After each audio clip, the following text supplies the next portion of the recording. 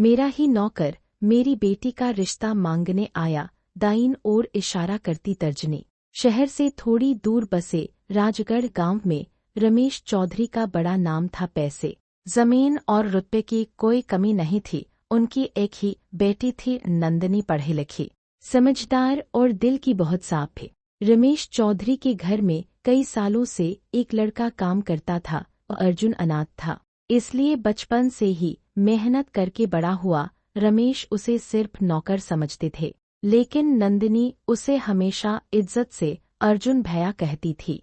समय गुजरता गया, नंदिनी कॉलेज जाने लगी और अर्जुन घर की हर जिम्मेदारी संभालने लगा। गांव वाले अक्सर कहते, चौधरी जी, ये लड़का तो अपने बेटे जैसा है, मगर रमेश हंसकर टाल देते, नौकर है, नौकर ही रहेगा।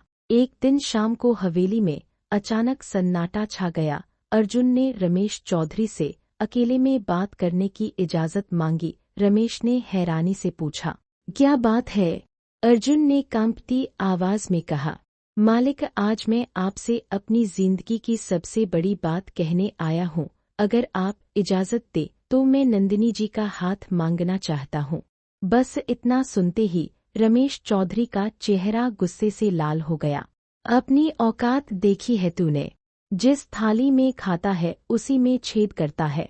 हवेली में जैसे तूफान आ गया। नौकचाकर सब सहम गई। नंदिनी को जब यह बात पता चली तो वह भी हैरान रह गई। उसने कभी अर्जुन को उस नज़र से नहीं देखा था, लेकिन अर्जुन की आंखों में झलकती सच्चाई उसे सोचने पर मजबूर कर रही थी। उस रात रमेश चौधरी ने अर्जुन को घर से निकालने का फैसला कर लिया। कल सुबह से तू यहाँ दिखाई नहीं देना चाहिए, उन्होंने सख्ती से कहा। अर्जुन ने सिर झुकाकर बस इतना कहा, मैंने कभी आपकी इज्जत कम करने की नहीं सोची मालिक, बस दिल की बात कह दी। वह बिना किसी बहस के हवेली छोड़कर चला गया। दिन बीतते गए। नंदिनी के लिए बड़े बड़े घरों से रिश्ते आने लगे, मगर हर बार किसी न किसी वजह से बात टूट जाती। रमेश चौधरी परेशान रहने लगे। दूसरी तरफ अर्जुन शहर चला गया और छोटी सी नौकरी से अपनी नई शुरुआत करने लगा। एक साल बाद गांव में खबर फैली कि अर्जुन अब एक छोटी कंपनी में मैनेजर बन गया है।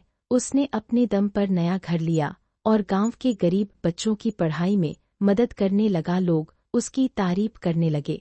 उधर नंदिनी के मन में भी बदलाव आने लगा। उसे एहसास हुआ कि अर्जुन ने कभी लालच में रिश्ता नहीं मांगा था, बल्कि सच्चे दिल से। एक दिन अचानक नंदिनी ने अपने पिता से कहा, पापा, अगर कोई इंसान मेहनत से आगे बढ़े और दिल से साफ हो तो क्या उसकी औकात छोटी रह जाती है?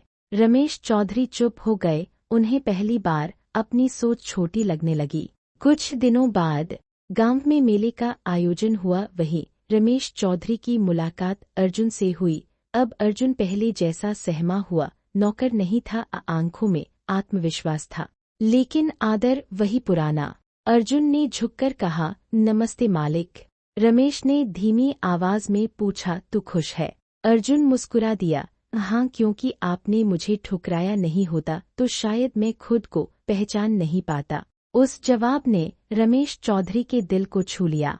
उस रात उन्होंने पहली बार नंदिनी से खुलकर बात की। नंदिनी ने साफ कहा, पापा, रिश्ता पैसे से नहीं इंसान से बनता है। कुछ दिनों की सोच विचार के बाद रमेश चौधरी खुद अर्जुन के घर पहुंचे। अर्जुन उन्हें देखकर घबरा गया, लेकिन रमेश की आंखों में इस बार गुस्सा नहीं था। उन्होंने धीरे से कहा, अगर आज भी तू मेरी बेटी का हाथ मांगना चाहे तो मैं मना नहीं करूंगा।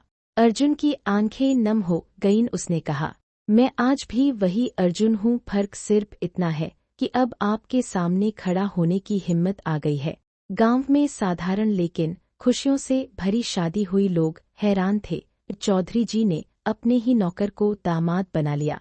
मगर रमेश चौधरी ने सबके सामने कहा, नौकर नहीं, मेहनती इंसान है ये, और आज मुझे अपनी सोच बदलने पर गर्व है। चमकदार तारे सीख, इंसान की कीमत उसके कपड़ों या हैसियत से नहीं, बल्कि उसके दिल और मेहनत से होती है। अगर आपको स्टोरी अच्छी लगती है तो आप चैनल को सब्सक्राइब